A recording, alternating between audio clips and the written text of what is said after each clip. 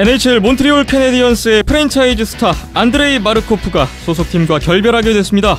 오늘도 한 주간에 있었던 주요 해외 소식을 정리해보겠습니다. 우리나라 남자 아이스하키 대표팀이 러시아 블라디보스토크를 시작으로 한 해외 전지훈련에 돌입했습니다. 또 여자 아이스하키 대표팀은 세계 랭킹 5위의 강호 스웨덴과 친선 경기를 가졌습니다. 아시아리그 아이스하키 일본의 니코 아이스벅스가 핀란드 출신의 새로운 외국인 공격수를 영입했습니다.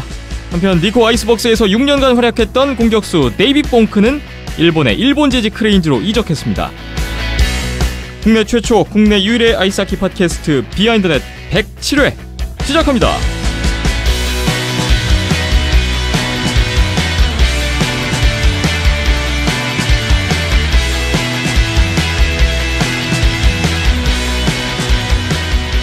비하인드넷 오늘 107회입니다. 8월 2일 수요일 오후에 녹음 진행되고 있습니다. 저는 김태범이고요. 박김찬 PD, 이현석 기자 함께하겠습니다. 어서 오세요. 안녕하세요. 안녕하세요. 8월 2일 수요일이고요. 오늘 정말 더운데요. 폭염경보가 전국 곳곳에 내려져 있는 오늘입니다. 자, 오늘 쭉 보니까 뭐 평상시와 크게 다르진 않은 것 같은데 대표팀 소식도 있고 또 아시아리그 쪽에도 업데이트된 소식이 있어서 다양하게 좀 구성이 된 것 같은데 출발을 해보겠습니다. 여러분의 댓글 먼저 봐야겠죠? 페이스북 댓글이 하나 왔는데요. 이분 이거 어떻게 읽어야 되냐고 제가 말씀을 주십사 했는데 밝혀주셨습니다. 남운킴님이라고 읽으면 될 것 같습니다. 김나운님이라고 하시면 될 것 같은데. 김나운님, 남운킴님. 그 그리스어로 비슷하게 만든 철자였던 모양인 것 같습니다. 미국 LA 지역에 거주 중이시라고 하네요. 로컬 팀을 응원하자는 주의라서 LA 킹스 관심 가지고 보고 있다. 덕스 라이벌리 감정이 별로 없는데 왠지 재수가 없다. 게틀라프와 캐슬러를 안 좋아하신답니다. 덕스는 재수가 없다. 폴 피핀과 실버버그님이 애너인 덕스 팬이신데 갑자기 생각이 나는군요. 페이스북에서도 좀 활발한 대화가 있으면 좋겠다고 하셨어요. 저희도 항상 바라는 바입니다. 손 기자님 시리즈를 보시면서 생각하셨대요. 베스트 워스트 시리즈로 짧게 계속 가보는 것도 재밌을 것 같습니다 하시면서 아이디어를 주셨는데 NHL 역대 미남 베스트 5, 추남 베스트 5 이런 것들 축구의 그 다른 컨텐츠 보시면서 아이디어를 얻으신 것 같아요. 국대 소식에 한껏 업돼 있었는데 저희가 실망을 드린 것 같은데요. 진짜 이렇게 현실은 시궁창인지 몰랐네요. 어쩌겠습니까? 힘내서 만들어 가야겠죠. 라고 마무리를 해주셨습니다. 손 기자님 시리즈 생각, 아이디어 뭐 이런 것들도 예전에 하지 않았습니까? 예, 몇 번 뭐 비슷하게 이런 코너? 베스트 시리즈가 있었죠. 비시즌 때마다. 예. 항상 언제 이런 소스가 튀어나올지는 모르겠어요. 저희도. 예, 항상 손 기자님 마음대로 네. 마음 가는 대로. 근데 이런 거 뭐 재미있을 것 같아요. 네. 뭐 주관적인 것도 좀 많이 나올 것 같고요. 그리고 뭐 이분 말씀이 맞죠. 뭐 힘내서 만들어 가야지 어쩌겠습니까. 뭐 상황은 안 좋은 건 맞는데. 예, 저희가 지난주에 너무 암울하게 제가 울분월도하다 보니까 예, 다들 그런 거에 동조되신 게 아닌가라는 생각도 드는데 또 밝은 부분이 더 많긴 많습니다. 근데 이제 지난주에는 이제 아쉬웠던 부분들을 좀 더 길게 얘기하다 보니까 뭐 그렇게 느끼셨을 수도 있는데 좋은 거는 지난 시즌 내내 올 시즌 들어가기 직전 내내 저희가 봐왔던 그런 영광스러운 날들이 더 많았기 때문에 그런 부분들을 더 크게 감상하시는 게 맞는 것 같습니다. 네.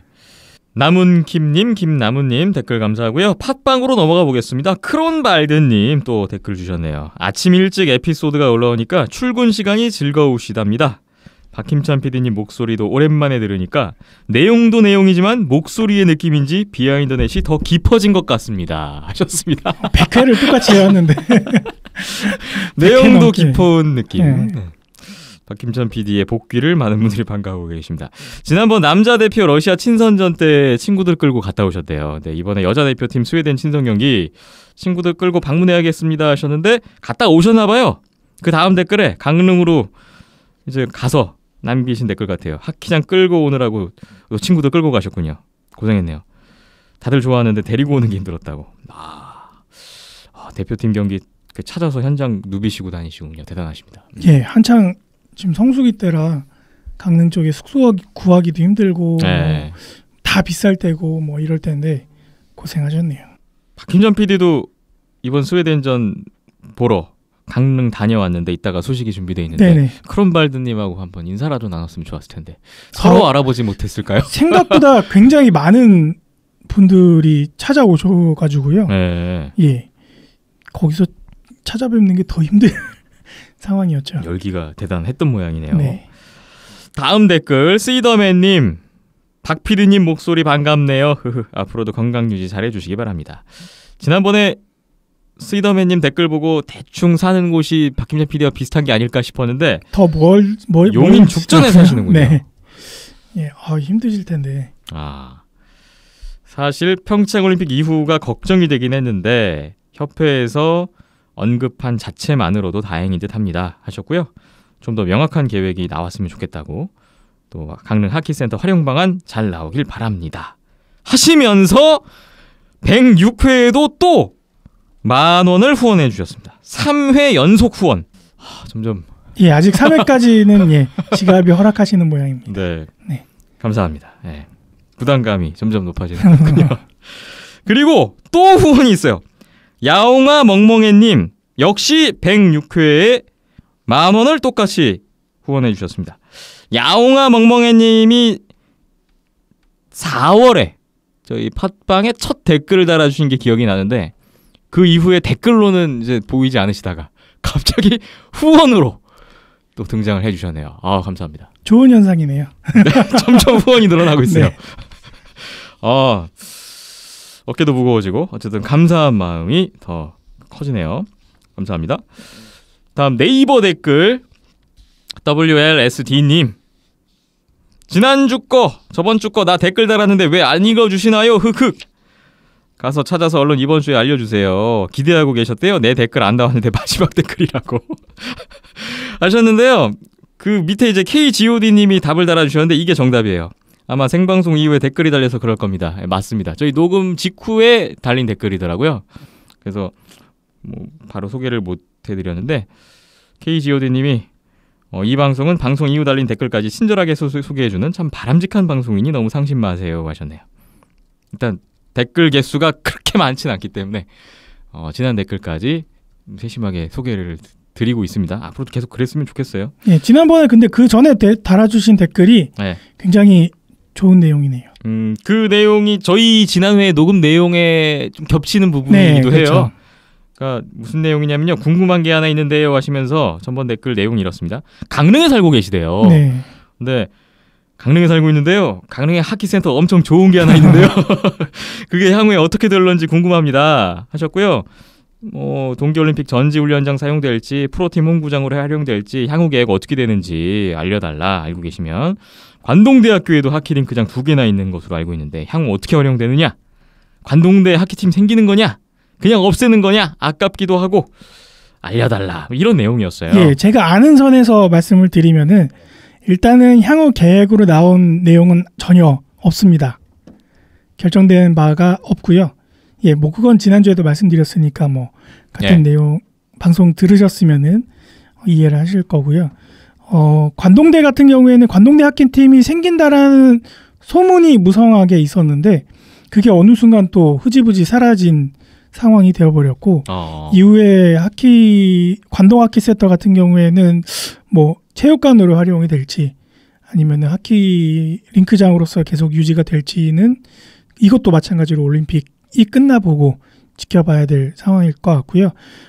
강릉 하키센터 저도 뭐 이번에 처음 가봐서 느낀 거지만 굉장히 좋다라기 하기는 좀 뭐하지만 예, 일단은 그래도 우리나라에 이런 규모의 하키센터가 있구나, 아이스하키 전용 링크장이 있구나라는 거에 좀 감동을 받았었는데 실질적으로 뭐 구체적으로 뜯어보면은 뭐 아쉬운 부분이 더 크긴 하지만 뭐 그건 이따 말씀드리면 될 것 같고요. 예. 지난주에 이제 저희가 그 얘기를 하면서 뭐 지금 스피드 스케이트 경기장 같은 경우에는 나중에 뭐 냉동창고로 쓸 뭐 아이디어까지 나왔다라고 하는데 저도 이제 현장에 가서 얘기를 들어보니까 비슷한 얘기들이 같이 있더라고요. 강릉 하키센터 어떻게 할 거냐에 대한 고민이 거기서도 냉동창고 얘기가 나오더라고요. 그래서 여러 가지 얘기들이 나오는데 안 좋은 얘기들도 많구나라는 생각을 같이 하게 됐습니다. 지난주에도 말씀 나눴지만 하루빨리 강릉 하키센터, 관동 대학교 링크장 어떻게 쓸 건지 좀 합리적으로 없어지는 불상사는 없었으면 좋겠습니다. 예, 좀 잘 아깝죠. 좀 결정이 됐으면 예. 좋겠습니다. 다음 캡틴 19님. NHL 선수들 안 와서 흥행 실패. 우우 썩을 놈들 평창 개무시하네 라는 댓글을 주셨습니다. NHL 안 온다 재확인. 지난주에 그 소식에 대한 안타까운 반응이시군요. 나라가 힘이 없으면 썩을 놈들 평창 개무시 맞죠 사실. 평창 개무시하고 있는 거잖아요 지금. 베이징은 가겠다 그러고. 나라가 힘이 없으면 그렇죠. 이렇게 무시당하는 거죠. 뭐 왜냐면 뭐 사무국 입장에서는 아무 유인 요소도 없는 게 사실이기 때문에 어쩔 수가 없는 것 같습니다. 이 부분은. 뭐 안타까운 건 사실인데 일단 개무시 안 당하도록 우리가 우리 스스로를 좀 만드는 과정도 필요할 것 같고요. 그렇죠. 아직까지 우리나라에서 아이스하키라는 종목이 인기 비인기를 떠나서 인지도 자체가 거의 없는 종목이다 보니까 네. 예, 일단은 우리나라에서도 아이스하키가 이런 식으로 컨텐츠가 있고 뭐 재밌게 흘러가고 있고 리그가 있고 뭐 여러 가지로 수준이 있다라는 거를 좀 널리 표출이 돼야겠죠. 네, 이번엔 네. 무시당하지만 이번 올림픽을 계기로 네. 앞으로는 무시당하지 않게끔 우리가 환경을 만드는 것도 중요할 것 같습니다. 한편으로는 더 무시당하지 않을까 이런 걱정도 드는데. 그런 일은 없어야죠. 네. 그래야겠죠. 예.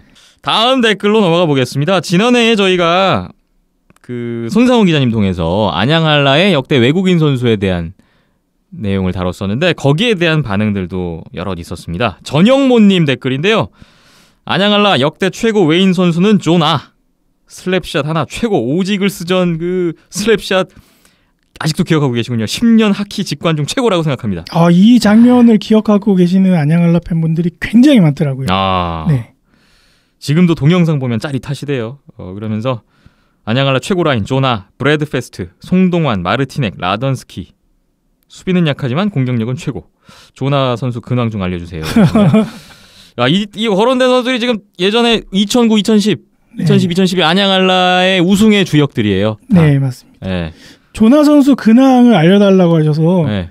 적잖이 당황을 하면서 네. 이 안양할라 프런트에 문의를 해봤는데요. 네. 본인들도 모른답니다. 떠난 이후에 소식이 없다. 연락을 해본 적이 없어서 근데 아마 은퇴하고 어디 가선가 잘 살고 있을 거라고. 네. 근데 막 이제 술을 많이 좋아했던 친구라고 술? 얘기를 들어서 예. 뭐 이렇게 음주 가무를 즐기면서 잘 살고 있겠죠 어디선가. 뭐 안양할라 떠난 뒤에 행적이 어떤가 일단 뒤져봤더니 그 뒤에 이제 이탈리아에서 1년 뛰고 금방 은퇴했더라고요. EICHL에서 1년 뛰고 바로 은퇴를 했더라고요. 그렇죠. 지금 어떻게 지내고 있는지는 잘 잘 살고 모르겠네요. 있겠죠? 네. 존 아 선수에 대한 기억이 혹시 있으세요?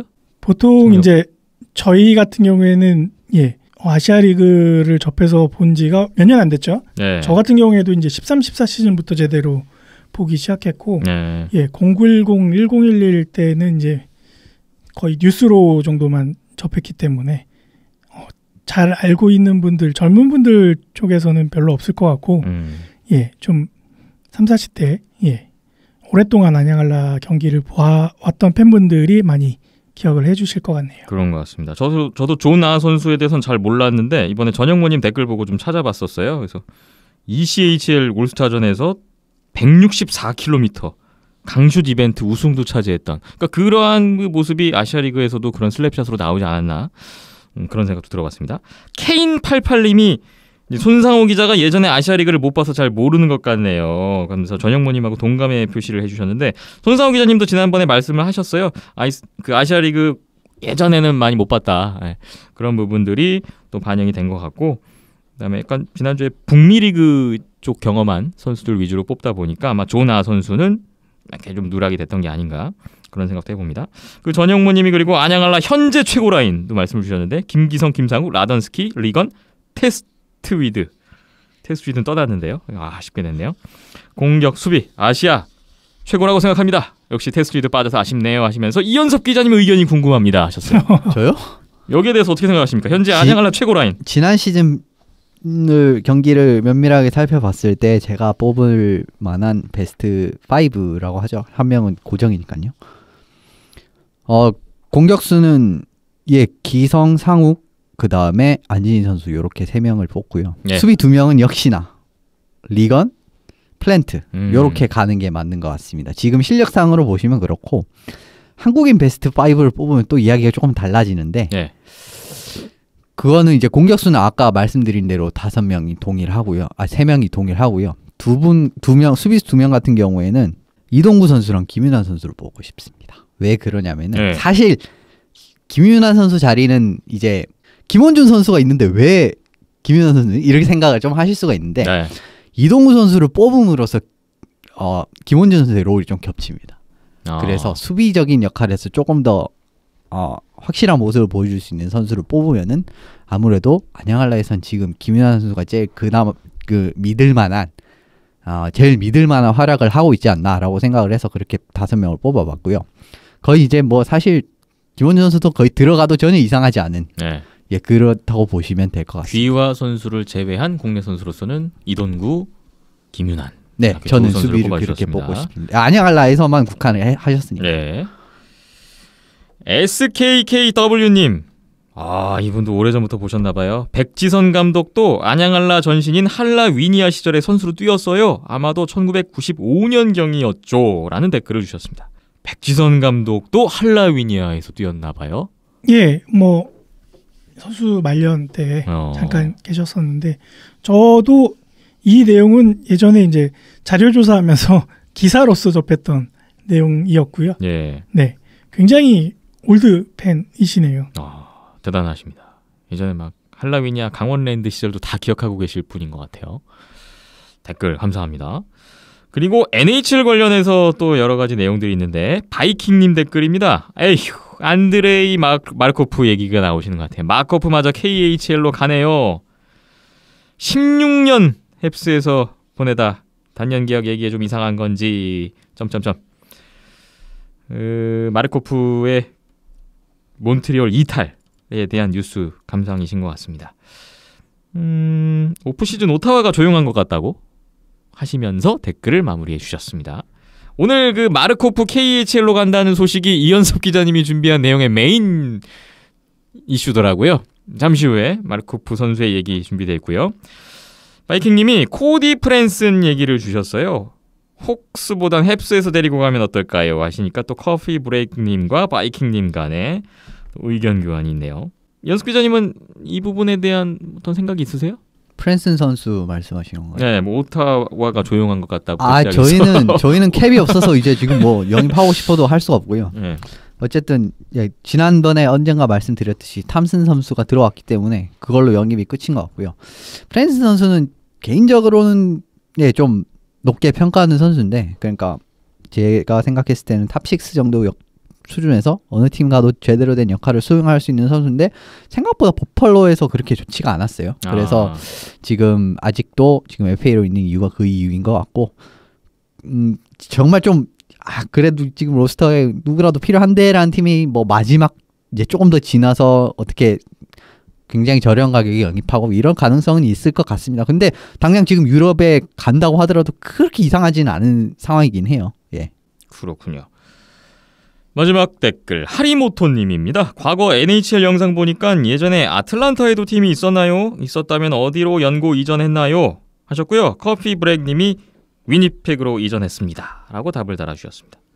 아틀란타에 팀이 있었죠 예전에. 옛날에 애틀란타 스래셔스라는 팀이 있었습니다. 예. 그런데 뭐 애틀란타가 원래 예전부터 그렇게 뭐 별로 하키가 인기가 없는 동네다 보니까 관중도 없는 경기가 많았고, 그리고 팀 전력도 강했던 적이 옛날에 마리안 호사와 코발축 선수가 일리아 코발축 선수가 여기 1순위 지명됐던. 그렇죠. 예전에 1순위 지명이 되어서 있었고, 그리고 마리안 호사 같은 선수와 같이 이제 그 두 명이 굉장히 공격을 잘 이끌어낼 때 그때 막 플레이오프 진출했는데 그렇게 신통찮은 성적을 내고 뭐 이랬던 것 같습니다. 그 이후로부터는 뭐 조금씩 순위가 떨어지더니 플레이오프 못 가고 결국 관객 동원력도 좋지 않았기 때문에 결국 연고 지전이 됐던 걸로 기억을 하네요. 예. 여러분의 댓글 먼저 보고 오늘도 지나갑니다. 많은 댓글로 또 의견 참여해주신 분들 다시 한번 감사드리고요. 다음 주에도 또 기대를 하고 기다리고 있겠습니다. 모든 분들 고맙습니다.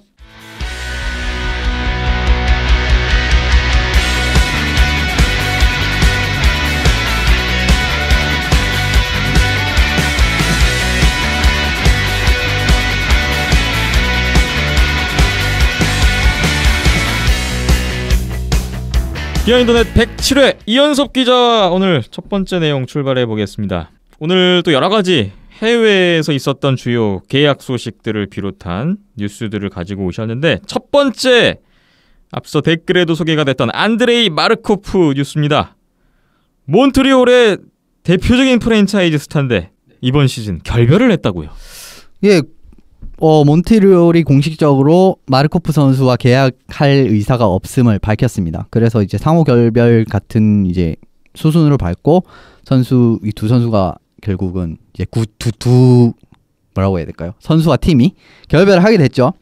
16년 동안, 그러니까 뛴 거는 16년인데 락커 포함하면 어쨌든 소속으로는 한 17년 가까이 몬트리올의 이제 수비진을 지탱했다고 할 수 있는 마르코프인데, 이게 어쨌든 지금 같은 경우는 어쩔 수 없이 결별하게 됐습니다. 네. 마르코프 선수가 사실 이제 만 38살로 나이가 굉장히 많긴 많아요.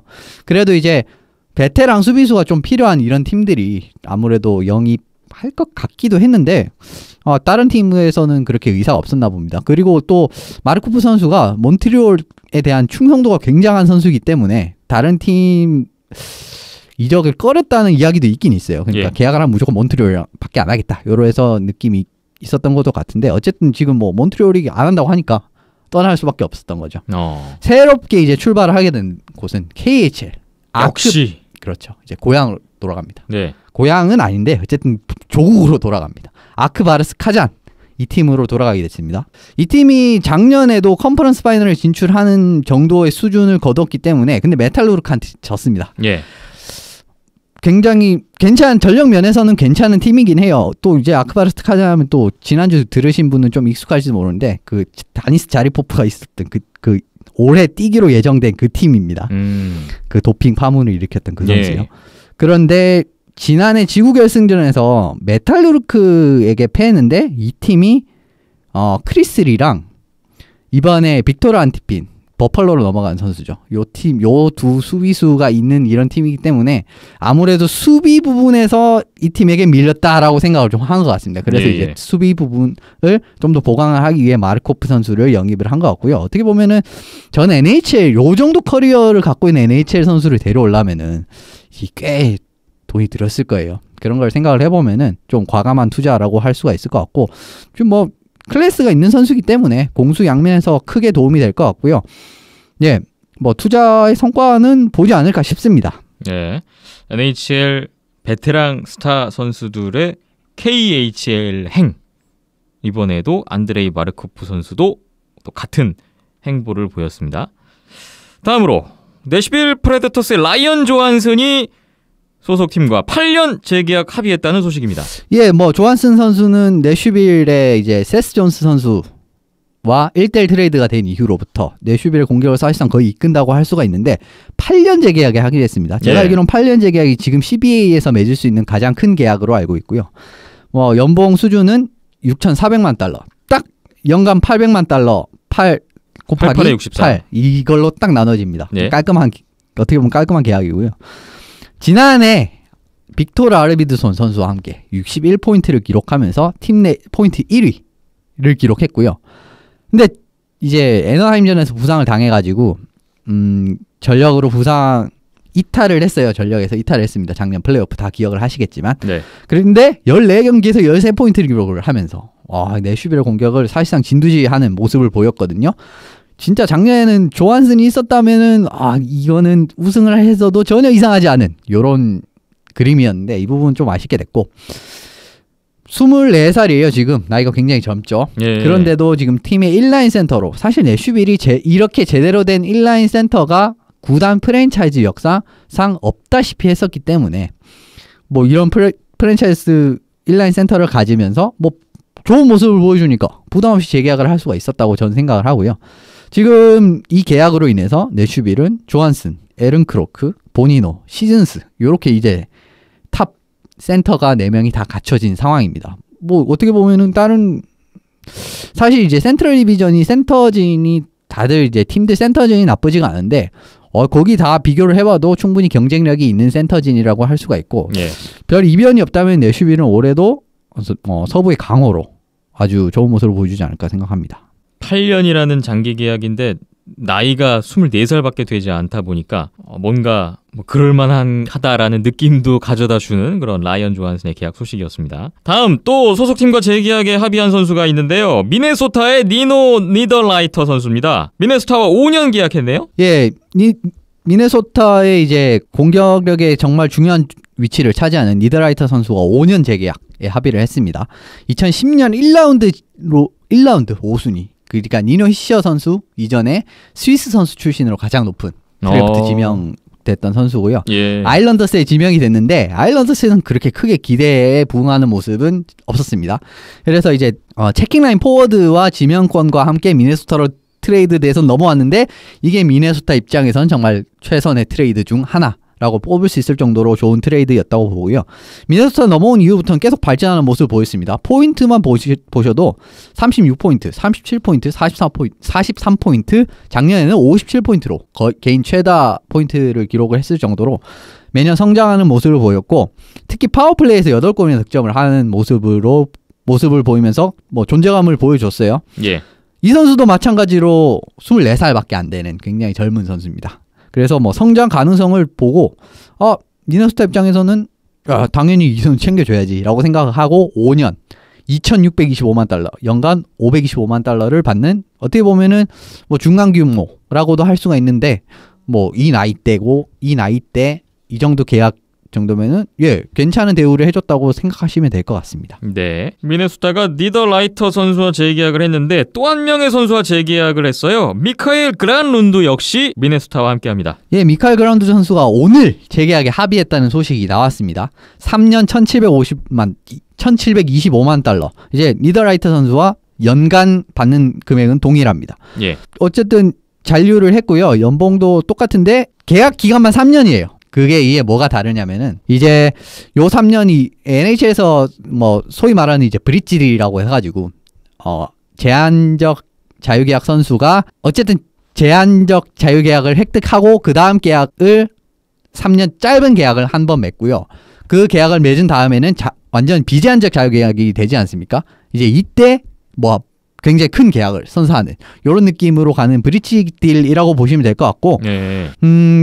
뭐 그란룬드 선수 하면 사실상 뭐 아실 분들은 다 아시는 정말 대단한 선수라고 생각합니다. 핀란드에서 뭐 주니어 때부터 굉장히 촉망받던 선수였어요. 뭐 이룰 거 다 주니어 때부터 뭐 주니어 대표팀부터 시작해서 프로 무대도 다 밟았고 뭐 이룰 거 다 이뤘던 유망주예요. 그런데 뭐 NHL에서도 사실 뭐 NHL 들어온 이후부터도 좋은 모습을 보였던 선수입니다. 근데 작년에 굉장히 크게 이제 한번 큰 도약을 했던 시즌이라고 평가를 할 수 있을 것 같아요. 예. 작년에 정말 뭐 69포인트라는 포인트 면에서 크게 뛰는 모습을 보여주면서 팀의 1옵션으로 딱 자리를 잡았던 시즌이라고 볼 수 있을 것 같거든요. 그런데 지금 생각을 해보면은 요 정도 받고 어린 선수고 하면은 거의 뭐 조한슨 선수급으로 받아도 사실 이상할 게 없는 선수긴 합니다. 예. 그런데 지금 이제 미네소타가 뭐 지금 계약 묶여있는 선수들도 많고 캡 여유가 그렇게 많지는 않기 때문에 이렇게 3년 동안 브릿지 딜이라고 하는 이제 뭐 중간 계약 같은 느낌으로 맺고 가는다고 생각을 하시면 될 것 같아요. 근데 이 선수도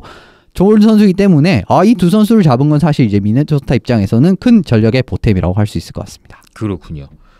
그리고 캐롤라이나도 소속 선수와 재계약을 발표했는데 2명이네요. 네, 예, 뭐 2명인데 사실 이제 슬레이빈 선수는 좀 오래 되긴 했는데 이 선수를 제가 뭐 말씀 안 드린 것 같아서 두 선수 오늘 브렛 패시 선수의 재계약과 함께 말씀드리겠습니다. 예. 패시 선수는 6년 2,415만 이제 연간 402만 달러 가까이를 받게 되고요.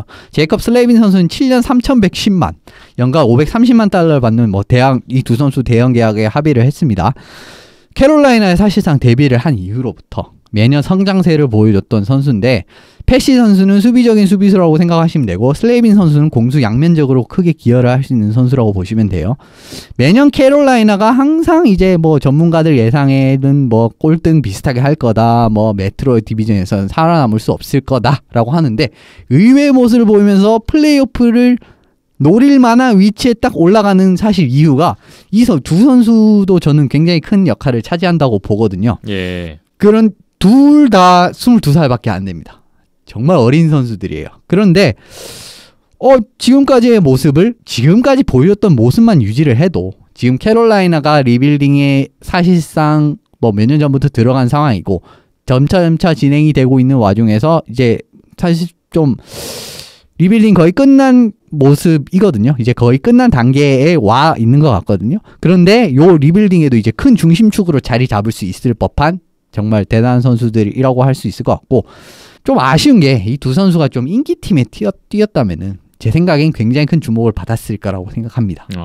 여러모로 잘하는 선수들이기 때문에라고 하는데, 그런데 뭐 캐롤라이나에 뛰어서 사실 별로 주목도 못 받고 이렇게 큰 계약을 받아도 그렇게 큰 주목을 못 받는다는 사실이 좀 아쉽고요. 이제 뭐 이번 방송을 계기로 좀 들으시는 분들은 이 두 선수도 좀 주목을 하시면은 이런 좋은 선수들이 있구나라고 판단하실 수 있을 것 같습니다. 제이콥 슬레이빈, 브렛 패시, 캐롤라이나의 리빌딩의 주축이 될 이 두 선수 여러분 주목해 보시면 어떨까 싶습니다. 다음으로 지난해 콜럼버스 블루제키츠의 돌풍을 이끌었던 수장이죠. 존 토토렐라 감독이 콜럼버스와 1년 연장 계약을 했다는 소식입니다. 예, 1년 연장 계약으로 한 시즌 더 팀을 지휘할 예정입니다.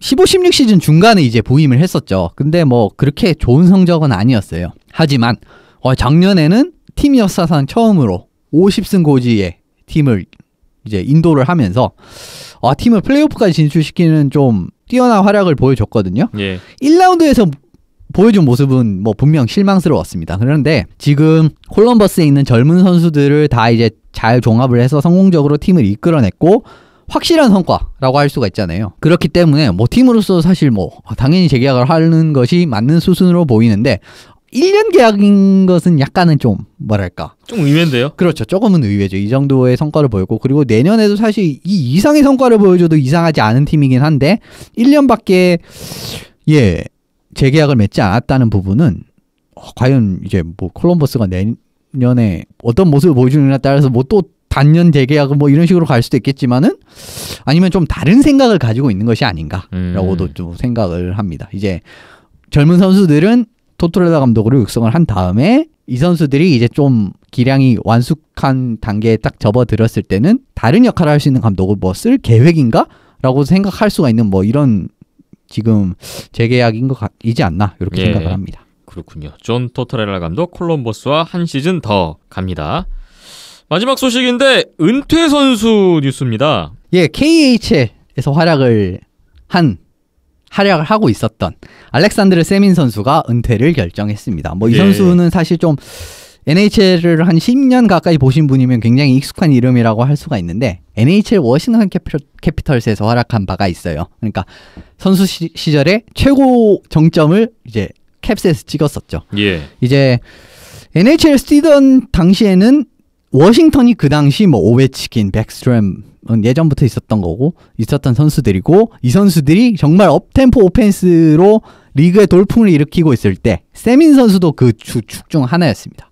그래서 뭐 NHL에서 실제로 40골을 넣은 적도 있고요. 굉장히 득점력이 뛰어난 선수라고 할 수가 있을 것 같아요. 그런데 항상 요 선수는 자기 관리 요 부분이 좀 문제였습니다. 그런 부분이 뭐 그렇게 연습을 열심히 하지 않는다. 뭐 라커룸에서 그렇게 분위기가 좋지 않다. 뭐 이런 이야기가 많이 나왔던 선수고요. 특히 수비도 또 굉장히 못합니다. 이렇기 때문에 이제 나이가 들면 들수록 공격 기량이 떨어지면서 이런 부분에서 좀 올라와야 되는데 올라오지 못해서 기량이 아주 극강한 선수예요. 아주 수직 낙하한 선수입니다. 그래서 캐롤라이나에서 단년 계약을 하면서 좋은 모습을 보여주고 장기 계약을 맺나 싶더니 그 다음 시즌에 그냥 와장창 무너지면서 뭐 바이아웃까지 되고 그 다음에 몬트리올에서 계약해서 좀 뛰나 싶더니 제대로 뛰지도 못하고 사실상 KHL로 뭐 넘어가는 요런 이제 어떻게 보면 NHL 말년이 정말 좋지 않았던 선수였기 때문에 어떻게 보면 좀 아쉽죠. 좀 나이도 그 당시 뭐 30대 초반, 지금도 33살로 기억을 하고요. 만으로 33살로 기억을 하고 NHL 말년 마지막이나 뭐 그 끝을 맞은 시즌도 뭐 30대 초반이었기 때문에 아쉬웠는데 KHL을 복귀를 어쨌든 한 다음부터는 그렇게 나쁘지는 않았어요. 그래도 NHL에서 특급 오펜스의 모습은 KHL에서도 나오지 않았습니다. 그래서 결국은 뭐 은퇴를 선언을 한 것 같고요. 은퇴 이후에는 대학에서 야금학을 전공한다고 하네요. 야금학이요? 네, 그 이제 광물에서 금속을 추출해가지고 이제 그거를 활용할 수 있는 그런 쪽 학문인데 어쨌든 그런 쪽으로 이제 인생의 진로를 잡고 공부를 해서 그쪽으로 나갈 예정이라고 합니다. 예. 그렇군요. 그렇기 때문에 뭐 새로운 출발을 응원을 해주시면 될 것 같습니다. 생각보다는 이른 나이에 은퇴를 하게 되는데 알렉산드르 세민 선수의 은퇴 소식까지 오늘 이현숙 기자와 준비한 내용은 쭉 정리를 다 해본 것 같습니다. 계약 소식은 계속 들리고요. 다음 주에도 또 새로운 소식으로 또 이현숙 기자님 한번 준비해 주셨으면 하는 부탁을 드리겠습니다. 오늘 소식 고맙습니다.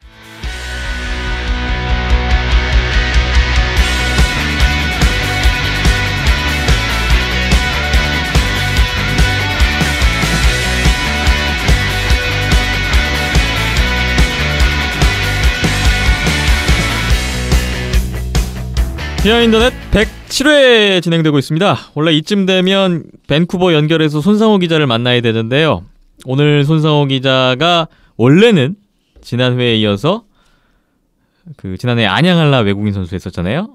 그래서 이번 주에는 하이원 그리고 대명 킬러 웨일즈의 역대 외국인 선수에 관한 특집 2탄을 준비하셨었는데 갑자기 개인 사정으로 오늘 녹음을 하지 못하게 됐습니다. 그래서 그 2탄은 일단 다음 주로 한 주 미루게 됐다는 점 여러분께 좀 안내차 좀 양해를 구하고요. 그래서 오늘은 다른 소식으로 일단 넘어가야 될 것 같습니다. 우리나라 남녀 대표팀 소식이 준비되어 있습니다. 지난주에 남자 대표팀이 일단 출국을 했습니다. 7월 27일이었는데요. 해외 전지훈련을 떠났습니다. 첫 번째 캠프장은 러시아의 블라디보스토크였는데 27일에 출국해서 바로 한국 시각으로 30일 일요일 그리고 31일 월요일에 KHL 소속의 HC 어드미럴 팀하고 두 차례 평가전을 가졌습니다. 그래서 오늘 이 소식에 또 여자 대표팀 스웨덴전 신성 경기 소식까지 묶어서 함께 이야기를 나눠보겠습니다. HC 어드미럴 팀 일단 KHL 소속이다. 뭐 어느 정도 수준의 팀인지도 궁금하고요.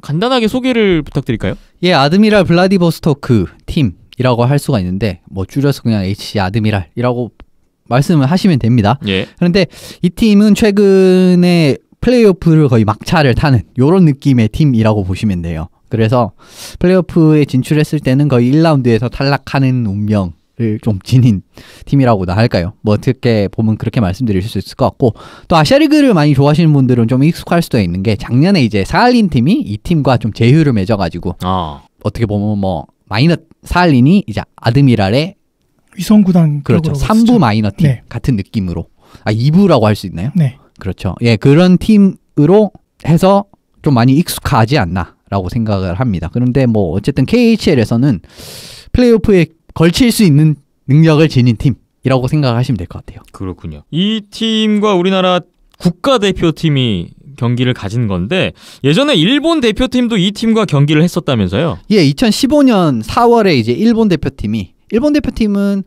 항상 좀 아무르 하바롭스크나 아드미랄 블라디보스토크 이 두 팀을 월드 챔피언십 전에 초청을 해가지고 연습 경기를 갖는 요런 많이 이런 신선전을 주선을 해왔었어요. 예. 그런데 이제 2015년에 한번 붙었습니다. 그런데 4대1, 4대3으로 아드미랄이 일본 팀을 2번 다 이긴 그런 기록이 있어요. 그렇군요. 그때 그 결과의 스코어와 아주 비슷한 스코어가 이번에 우리나라 대표팀과도 난 것 같아요. 한 경기씩 간략히 보겠습니다. 7월 30일 일요일에 1차전이 있었는데 스코어 5대3으로 어드미럴 팀이 승리를 했습니다.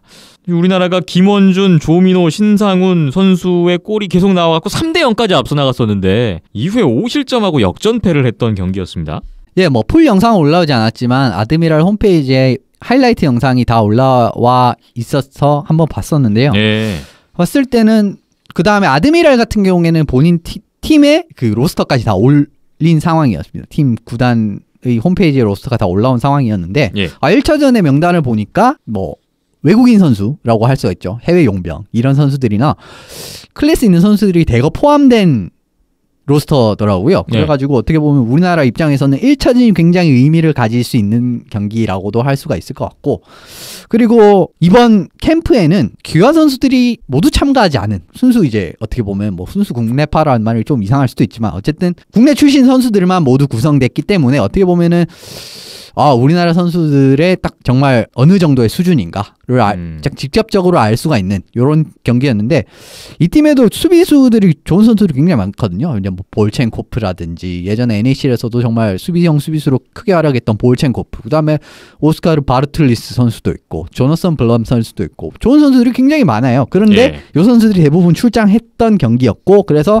어떤 모습을 보여주느냐가 좀 직접적인 그런 수준을 가늠할 수 있는 경기라고 할 수 있었는데 뭐 어쨌든 3대 0으로 굉장히 유리하게 끌고 갔음에도 불구하고 이 피리어드 5분부터 시작된 아드미랄의 맹폭격을 견뎌내지 못하고 25분 동안 5실점을 하면서 3대 5로 역전패를 했습니다. 네. 뭐 이런 부분은 어떻게 보면은 좀 많이 아쉬운 결과라고도 할 수가 있죠. 이제 뭐 예전부터 항상 이야기 나왔던 뭐 수비 부분 이런 부분에서 많이 아쉬운 결과가 나왔다고 할 수가 없고 25분 동안 5실점을 했다는 건 어떻게 보면은 좀 굉장히 실망스러운 결과가 아닐 수 없습니다. 경기 전체를 반으로 나눈다면 전반은 잘 했는데 그렇죠. 굉장히 뒷부분 잘했죠. 50% 후반에 와르르 그런 결과인데요. 말씀 주신 대로 우리 대표팀은 귀하 선수가 빠져있는 베스트 전력은 아니었다는 점 일단 한 가지 뭐 생각을 해야 될 것 같고 상대 어드미럴은 아까 말씀 주신 대로 또 멤버들이 좋게 나온 것도 있고요.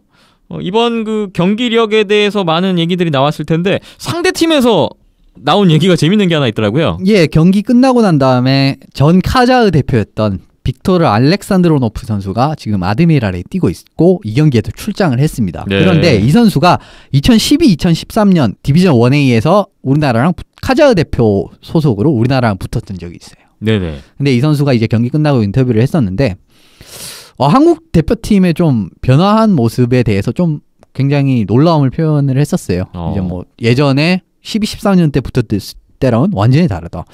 소비에트 하키를 하는 것 같다라고 표현을 했었기 때문에 뭐 이 선수들에게 이제 소비에트 하키에 대한 뭐랄까요 그런 소비에트 하키가 갖는 그런 의미가 어마어마하기 때문에 어떻게 보면은 정말 놀라움을 표현한 경기라고 하는데 어쨌든 근데 뭐 결과는 패배를 했습니다. 예. 그리고 또 이 선수가 인터뷰에서 말했던 게 몇 부분이 부족하기는 했다라고도 이야기를 했어요. 그런데 어쨌든 그 부족한 부분을 잘 공략을 해서 아드미랄이 뭐 승리를 하지 않았나라고밖에 생각할 수 없을 것 같습니다. 네, 뭐 최근 한 3-4년간 달라진 우리 대표팀의 모습에 또 상대팀도 그런 또 인상을 표했네요. 바로 다음 날에 두 번째 경기가 있었는데요. 이날도 우리나라가 이영준 선수 선제골로 앞서 나갔었는데 역전패를 했습니다. 선제골 이후에 내리 3실점했고 마지막에 이총현 선수가 한 골을 만회하면서 최종 스코어 3대2로 어드미럴 팀이 2연승을 거뒀습니다. 예, 이번 경기에서는 1차전에서 출장했던 아드미랄 주축 선수들은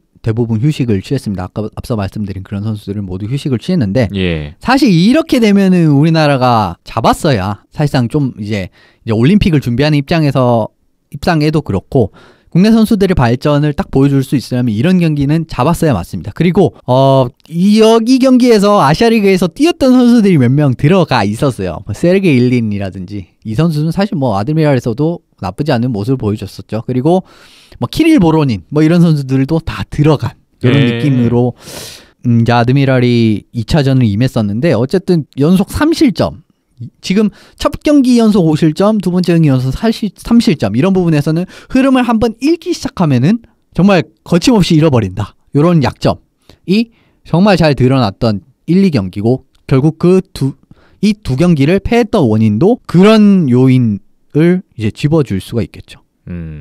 또 귀하 선수들이 빠졌던 것, 특히나 우리나라의 그 귀하 선수들이 차지하는 포지션 수비 쪽에 비중이 크잖아요. 그렇죠. 수비, 골리 아닙니까? 사실상 굉장히 큰 비중을 차지하는 외국인 선수들이요. 그런데 그 선수들이 빠졌을 때 국내 선수들만 구성을 했었던 로스터로는 이런 부분에서 지금 사실상 믿음직한 모습은 아니라고밖에 볼 수가 없습니다. 그리고 지금 2차전 같은 경우에는 스코어는 3대2지만 슈팅수는 33대20이었어요. 어떻게 보면 또 뭐 첫 경기는 슈팅수 부분을 찾아볼 수가 없었기 때문에 잘 모르겠지만 두 번째 경기 같은 경우에는 슈팅수도 크게 밀린 모습을 보였기 때문에 이런 수비 부분이나 골리 부분은 언젠가는 외인 선수들이 떠나게 되는 상황이 나온다면은 이 부분을 어떻게 다시 메워야 될런지 이런 걸 다시 한번 고민을 해봐야 되는 타이밍이 지금 사실 온 게 아닌가 싶습니다. 예. 자, 우리 남자 대표팀이 두 차례 평가전 4일간의 블라디보스토크 캠프 일정을 마쳤고요. 이미 이동을 했습니다. 체코 프라하로 이제 전지훈련장 이동이 돼 있는데 8월 1일부터 8월 13일까지 체코 프라하에서 전지훈련이 잡혀 있습니다. 이 기간 동안에도 마운트 필드컵 출전 등등 해서 5차례의 평가전 경기가 예정돼 있다고 하고요. 바로 8월 3일에는 체코 스파르타 프라하 팀하고 지금 경기가 잡혀 있다는 소식도 있었어요. 계속해서 남자 대표팀 경기 소식이 들어올 텐데 주목을 해보겠습니다. 예, 마운트 필드컵 자체는 제가 알기로는 일정은 다 나온 걸로 알고 있습니다. 예. 근데 뭐 마운트 필드컵 자체는 이제 뭐 친선전이라고 보시면 되고, 마운트 필드컵에 뭐 KHL 팀을 초청을 해가지고 참가를 시키고 이런 적도 있었습니다. 지금 뭐 일정은 다 나왔는데 2일에 스파르타 프라하와 경기를 하고요. 현지 시각 기준이죠. 그렇죠. 네. 네. 4일에 마운트 필드 팀과 경기를 하고 5일에 파르두비체 팀과 이렇게 3경기를 치르게 되고, 그냥 뭐 라운드 로빈 방식으로 한 번씩만 딱 붙기 때문에 사실 친선전이기 때문에 크게 이제 승패에는 그렇게 연연하지 않으셔도 되는데, 이번 뭐 국가대표 팬분들에게는 뭐 이 경기 결과도 어쨌든 좀 기대가 많이 되는 게 아닌가라고 생각을 합니다. 예, 그리고 기아 선수들이 다 합류를 하잖아요. 이번 체코 프라하 때부터는 네. 네. 뭐 어떤 경기들이 나올지 기다려 보겠습니다. 다음으로 여자 대표팀 소식을 보겠습니다. 여자 대표팀은 우리나라 강릉에서 세계 랭킹 5위 스웨덴을 상대했습니다. 2017 PNG 초청 여자 아이스하키 국가대표팀 친선 경기 강릉 하키센터에서 7월 28일과 29일 금요일 토요일에 2차례 친선 경기가 있었습니다. 스웨덴 워낙 여자 하키 강국이잖아요. 지난 최근 4번의 올림픽 때 모두 4강 이상을 했던, 그리고 2018 평창 올림픽에서 우리와 함께 B조에 들어와 있기 때문에 우리가 올림픽에서 상대를 해야 하는 국가, 우리 조에서 가장 객관적인 전력이 강한 국가여서 또 많은 주목을 받았습니다. 강릉에 박힘찬 PD가 다녀왔죠? 네, 일단 금요일 경기만 보고 왔고요. 예. 여러 가지로 좀 느낀 바가 많았었습니다. 오늘 느낀 바를 좀 풀어주시면 좋을 것 같네요. 1차전부터 한 경기씩 보겠습니다. 28일 금요일이었는데요. 최종 스코어 3대0 스웨덴이 승리했습니다. 스웨덴은 이날 올해 월드 챔피언십에 나갔던 선수가 19명이나 포함된 아주 정예 멤버로 나섰고요. 위기가 계속됐습니다. 사실 우리나라 입장에서는 1피리어드 거의 5분 정도 남기고 리사 요한손 선수의 티빈으로 첫 실점이 됐고요. 이 피리어드에 우리나라가 파워플레이 기회도 연속해서 잡았는데 결국 득점에 실패하더니 이후에 추가 실점 결국 0대3 완봉패를 당했습니다. 스코어도 말해주지만 경기 내용이 많이 밀렸다면서요? 예, 슈팅 수만 봐도 딱 나오는데 13대 40. 와. 네, 피리어드당 5개, 3개 때릴 동안 저쪽은 13개, 14개씩 때려냈고요. 60분 내내 위기 상황이었다고 보시면 맞을 것 같아요. 예. 그래서 근데 그 위기 상황이 스웨덴이 잘해서 맞는 위기 상황도 있지만 또 우리가 잦은 턴오버를 범하면서 거기에서 또 위기 상황을 자초하는 그런 상황들도 많았었고요.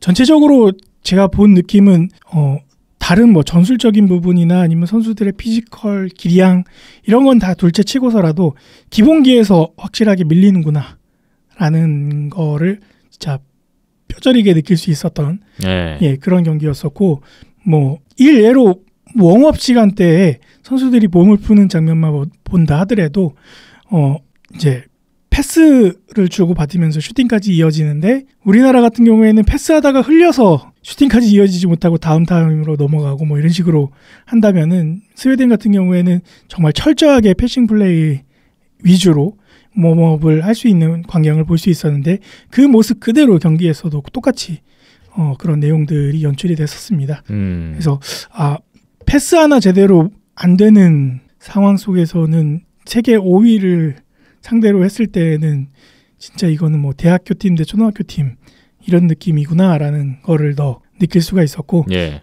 그런 스스로 만들어내는 턴오버는 좀 줄여야 되지 않나라는 생각이 가장 크게 들었던 첫 번째 경기였습니다. 어떻게 보면 우리나라 여자 대표팀이 그동안 만나왔던 상대 중에서 가장 강한 팀이 아니었나도 싶은데, 절대적으로 강한 팀이죠. 막상 붙어보니까 보이는 모습으로 봤을 때 역시 세계 5위, 올림픽에서 메달 따고 4강 이상 가는 나라의 클래스는 다르구나 라는 것을 또 실감할 수 있었던 그런 시간이었던 것 같습니다. 예, 뭐 스코어는 3대 0밖에 안 났는데 실질적으로 뭐 찬스나 브레이크의 상황에서 계속적으로 연속된 실점이 이루어졌으면 뭐 이거는 10대 0, 15대 0까지 날 수 있었던 경기였고요. 다만 지금 보시는 것처럼 3대 0으로 스코어가 더 이상 벌어지지 않게 막아냈던 거는 신소정 꼴리의 역할이 굉장히 컸다고 볼 수가 있죠. 네. 그래서 이날 1차전 끝나고 우리나라 대표팀의 신소정 선수가 인터뷰의 주인공이 됐습니다. 네. 37세이브, 3실점 기록을 했는데 대표팀 꼴리 신소정 선수의 이야기를 듣고 오겠습니다. 우선은 스웨덴이랑 강팀이랑 저희가 올림픽에서 플레이하는 강팀이 어떤 팀인지 좀 알 수 있어서 좀 좋았던 것 같고요. 또 이 경기 통해서 저희가 보완할 점 더 보완해서 다음 경기 더 좋은 경기 할 수 있도록 노력하겠습니다. 사실 저희가 예상했던 것보다 생각보다 저희가 좀 더 잘한 것 같아서 포책도 좋았고 니트로이전 포책도 좋았고 저희가 D존만 조금만 보완한다면 내일은 좀 더 좋은 경기 할 수 있을 것 같습니다. 아무래도 스웨덴 선수들이 많이 신장이 커서요. 지금 D들이 슛 쏠 때 앞에 스크린이 굉장히 많이 돼서 거기에 대해서 얘기를 많이 했던 것 같아요. 우선 오늘은 저희가 시즌 스타트하는 게임이었고 오늘 같은 이제 강팀들과 연습 경기에 많이 잡혀 있고 또 저희가 연습 게임 하면서 저희가 보완할 부분을 찾아서 올림픽에 좀 좋은 준비해서 좀 잘 치를 수 있도록 노력하겠습니다. 지금 다들 자신감도 많이 얻은 상태고요.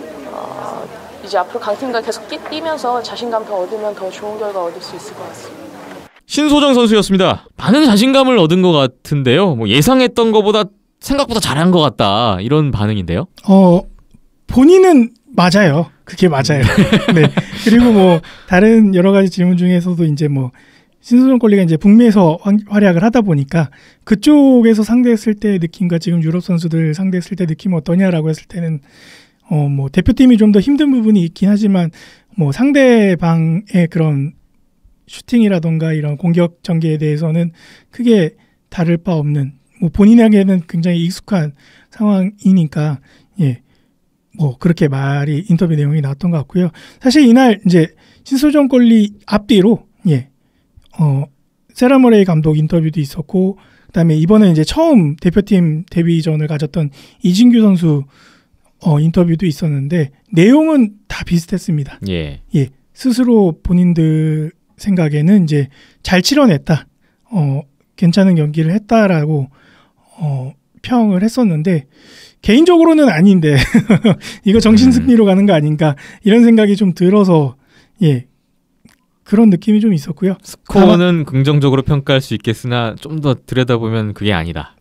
제 개인적인 생각은 그런데 이제 뭐 감독이나 선수들 생각은 좀 다른 생각들을 갖고 있는 것 같더라고요. 그래서 대표적으로 이제 그런 생각들을 표현할 수 있는 내용이 이제 신소정 선수의 인터뷰였었고 그런 부분은 좀 아쉬움이 없지 않아 있지만 그래도 세계 5위를 상대를 해보는 게 이번이 처음이고 올림픽이 200일도 안 남은 상황에서 처음 이제 제대로 된 상대들을 만나본 거기 때문에 그리고 이게 어떻게 보면은 뭐 신소정 꼴리도 얘기를 했지만 여자 대표팀 시즌의 시작을 알리는 경기였거든요. 그래서 그런 의미를 놓고 봤을 때는 나쁘지 않은 출발이다라고 평을 했던 것 같습니다. 네. 큰 자신감을 얻고 다음날 두 번째 경기를 가졌습니다. 29일 토요일이었는데 최종 스코어 4대1 역시 스웨덴이 3골 차로 승리를 했습니다. 1차전과 아주 비슷한 시점에서 1피리어드 종료 직전에 첫 실점이 나왔고요. 2피리어드 뭐 역시 전날과 마찬가지로 많이 밀렸습니다. 2피리어드 슈팅스가 2대20 일방적으로 스웨덴 페이스로 진행이 됐었고 2피리어드에 스웨덴이 추가골을 뽑았고요. 3피리어드에서도 연속골 0대4까지 끌려갔었는데 네 번째 실점 직후에 상대 턴오버를 틈타서 우리나라 박종화 선수가 한 골을 만회했습니다. 그래서 최종 스코어는 4대1 스웨덴 승리 이렇게 끝났네요. 어려운 경기였는데 마지막에 한 골을 만회했다라는 점에서 일단 의의를 찾는 분들이 많으시던데요. 근데 그 의의가 조금 애매했던 게 상대방의 턴오버라고 뭐 중계진들도 해설을 할 때 그렇게 얘기를 했었고 기사에서도 그런 식으로 표현이 됐었는데 제가 봤을 때는 이거는 우리나라 트리핑 만치기 먼저였거든요. 트리핑이 불렸어야 맞습니다. 턴오버 이전에 그러니까 그 턴오버가 나올 수 있는 상황을 우리나라가 트리킹. 만든 거예요. 예, 그러니까 우리나라가 이제 넘어지면서 스틱으로 상대의 다리를 쳐서 넘어뜨렸는데 그 퍽이 흘러나온 걸 박종훈 그게 선수가 주워서 넣은 거거든요. 페널티 선언이 안 됐고. 네. 네. 그래서 뭐 그건 좀 그게 가장 아쉬운 부분이었고 전체적으로 봤을 때 뭐 전날 첫 번째 경기도 그렇고 두 번째 경기도 그렇고 우리나라 페널티보다 스웨덴의 페널티가 뭐 3배에서 4배, 5배까지 더 불리는 그런 상황이 나왔던 거는 두 경기 모두 우리나라 심판들이 그렇죠. 경기를 주도했다라는 부분에서 좀 더 팔이 안으로 굽은 거 아닌가라는 생각을 가질 수밖에 없는 뭐 그런 상황이었죠. 네. 예. 그래서 좀 그런 부분이 아쉬웠었고, 뭐 일단 우리나라에서 세계 5위를 상대로 이런 경기를 펼쳤다라는 데에서 의의만 가지면 될 것 같고요. 예. 좀 더 제대로 된 경기 그리고 뭔가 좀 더 공정한 경기 속에서 우리의 기량, 레벨을 체크하려면은 해외로 나가는 게 정답인 것 같습니다. 예. 스웨덴전 2연패 이렇게 하고 일단 중요한 2경기를 마친 우리나라 여자 대표팀입니다. 여자 대표팀의 다음 일정은 역시 해외 전지훈련이 잡혀있는데요. 8월 12일부터 8월 22일까지 프랑스 알베르빌로 떠나게 됩니다. 알베르빌에서 세계 랭킹 6위 스위스 그리고 13위 프랑스와의 각각 2번씩 친선 경기가 또 잡혀 있고요. 이게 제대로 된 매치가 되지 않을까 싶네요. 해외에서. 네. 뭐 프랑스전은 또 프랑스 심판들이 안으로 구분해. 더 어려운 경기가 되겠죠. 예. 근데 그래도 어쨌든 3점 차로 졌다는 것 자체는 조금 뭐 의의를 찾을 수 있는 부분이긴 해요. 그 또 뭐 이제 다른 나라 코치들도 3점 차밖에 안 났다고? 이렇게 좀 어떻게 보면 한국 여자키가 많이 발전을 했다라는 식으로 이야기를 했는데 저는 신수전 권리가 굉장히 발전했다라고 그렇죠. 느꼈고요. 네. 팀 전체적으로 봤을 때는 그렇게 기량이 급성장했다라고는 글쎄요. 지난 세계 선수권 때는 그렇게 느꼈었는데 또 이렇게 또 세계 강호들을 상대로 하는 걸 보니까 아직 가야 할 길이 더 멀구나라는 게 더 있었죠. 그렇죠. 세계 5일 넘기는 사실 너무 벽이 높긴 합니다. 하지만 이제 그 가운데에서도 신수전 권리는 그래도 세계 클래스에 들어갈 법한 기량으로 성장을 했구나라는 거를 재확인할 수 있었던 그런 경기였었죠. 예. 우리나라 남녀 대표팀의 소식을 정리해봤습니다. 한 190일 정도 남았잖아요, 이제 올림픽까지. 계속해서 바삐 준비되는 과정을 걷고 있는 우리 대표팀들인데 또 계속해서 소식을 기다려보겠습니다. 비하인더넷 잠시 후에 이어가 보겠습니다.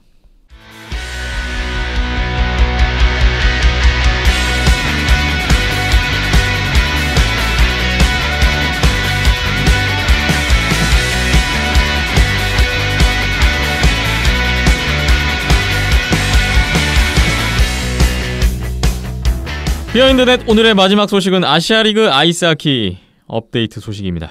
일본 팀들, 사할린까지 외국 팀들에 대한 소식들이 있어서 오늘 간단히 정리를 하고 넘어가려고 합니다. 먼저 첫 번째, 이번 주에 나온 소식은 아니고 한 일주일 됐는데요. 사실은 니코 아이스벅스의 새로운 외국인 선수 영입 발표가 있었습니다. 핀란드 출신의 공격수 예세 니니메키 선수가 영입됐다는 소식. 한 2주 전인가요? 3주 전인가요? 저희가 일본 팀들 외국인 선수 계약 해지 어디 떠났다라는 소식 전하면서 이 외국인 선수를 없이 가는 거 아니야? 약간 이런 느낌까지 받았었는데 바로 니코 아이스벅스가 영입 발표를 했습니다. 어떻게 듣고 반발심이라도 가졌는지 모르겠지만 근데 지금 벅스가 이제 핀란드 감독 체제로 개편을 한 상황에서 핀란드 선수가 들어올 거는 사실 어떻게 보면은 논리적으로는 좀 맞는 결정이라고도 밖에 생각을 할 수가 있고요. 니니메키 선수 같은 경우 2002년 1라운드 출신입니다. 에드먼턴 오일러스. 아시아리그가 굉장히 큰 역할을 가진 1라운드 15순위 그렇죠. 에드먼턴의 지명을 받았던 선수예요. 거의 최상위권 지명이라고 봐도 무방할 정도의 선수인데 이 선수도 사실상 좀 자기 관리가 안 된 선수로 그렇게 평이 있습니다. 1라운드 15순위 뽑혔는데 NHL은 한 경기도 못 뛰었던데요. 그렇죠. 뭐 이런 것만 봐도 사실 알 수가 있고. 근데 그 당시 에드먼튼이 정말 선수 본 눈이 없었다라고 생각을 할 수도 있어요.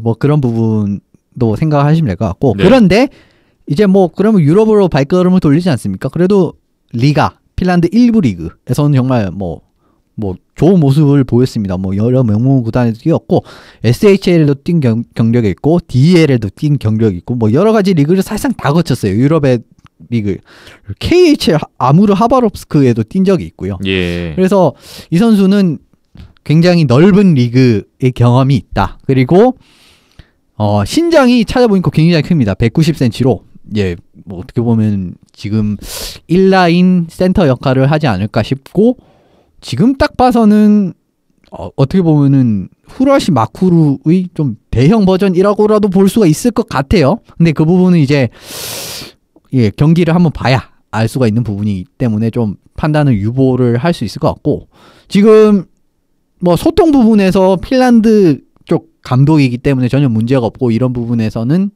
예, 뭐 벅스가 외국인을 잘 찾은 것이 아닌가라는 생각을 합니다. 그런데 이 선수 이후에는 지금까지 발표가 없는 걸 보면은 한 명으로 갈 가능성도 없진 않다고 봅니다. 예. 핀란드 출신의 1983년생이고요. 예세 니니메키. 입단 동기가 라돈스키네요. 네, 2002년 드래프트 1라운드 에드먼턴 오일러스 지명받았다고 말씀드렸는데 이때 에드먼턴이 3라운드에서 브락 라던스키를 지명을 했었어요. 예, 똑같이 83년생. 네.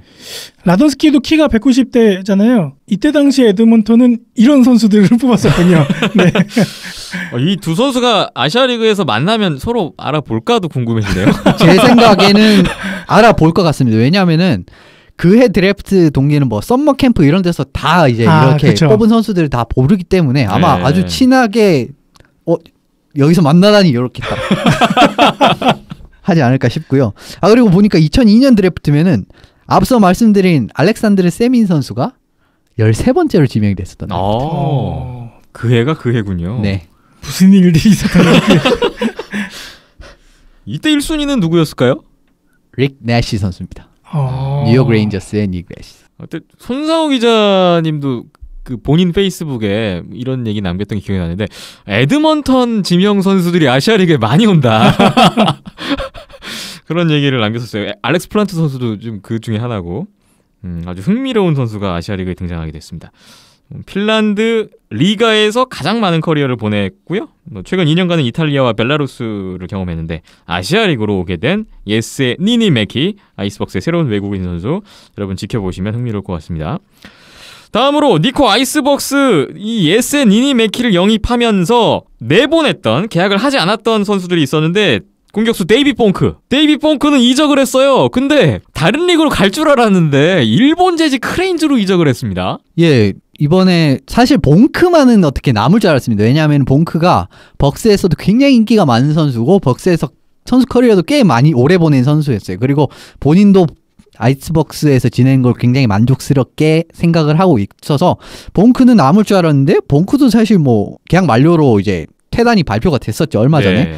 그래서 어디로 갈까라고 생각을 했는데 크레인즈라는 좀 사실상 어떻게 보면 좀 의외의 선택지입니다. 그래서 뭐 벅스 팬분들은 다들 아쉬워하는 모습이었는데 뭐 아시아리그를 지금 최근 많이 보신 분들은 봉크 하면은 그냥 바로 이제 플레이 스타일부터 다 떠오르실 겁니다. 뭐 지금 크레인즈가 외국인 용병을 아직 첫 외국인 용병 영입이죠. 봉크 선수가. 그렇기 때문에 뭐 벅스에서 보여줬던 모습 그대로 이제 크레인즈에서 기대를 할 수가 있을 것 같고요.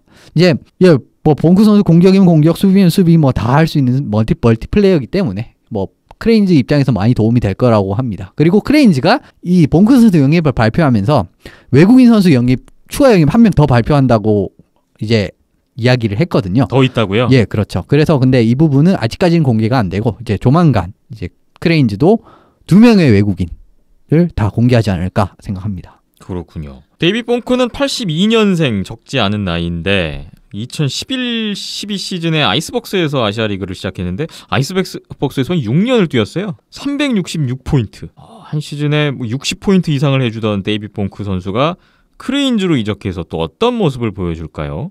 기대가 됩니다. 다음으로 도호크 프리블레이즈의 수비수 콜자렛 계약 해지 발표를 말씀드렸었는데 EIHL로 이적을 했다는 소식이 들려왔습니다.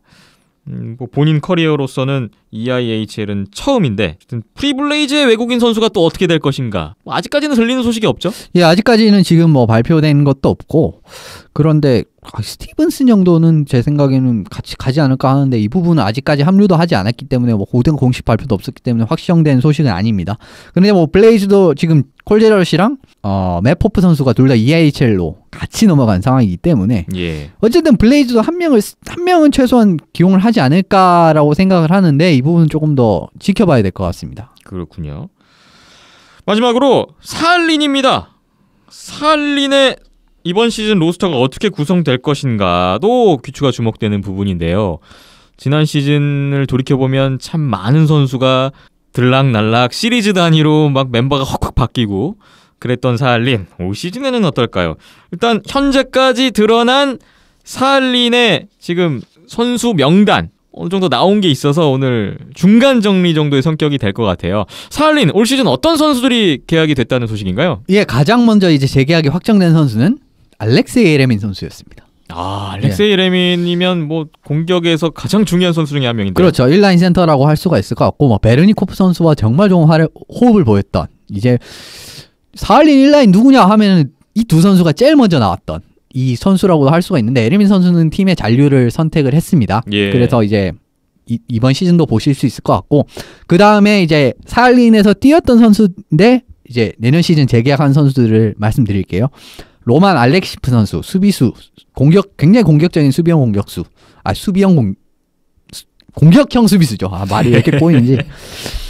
예, 알렉시프 선수 재계약을 했고요. 드미트리 파우루디노프 선수도 재계약을 했습니다. 예. 그리고 안드레이 골리셰프, 그 다음에 알렉세이 트카추크 선수까지 이렇게 지난 시즌까지 뛰었던 선수들은 요 5명이 지금 계약이 확정되었고요. 익숙한 이름들이 또 등장을 하겠군요. 예, 그런데 이제 새로운 선수들이 지금 2명이 발표가 됐거든요. 예.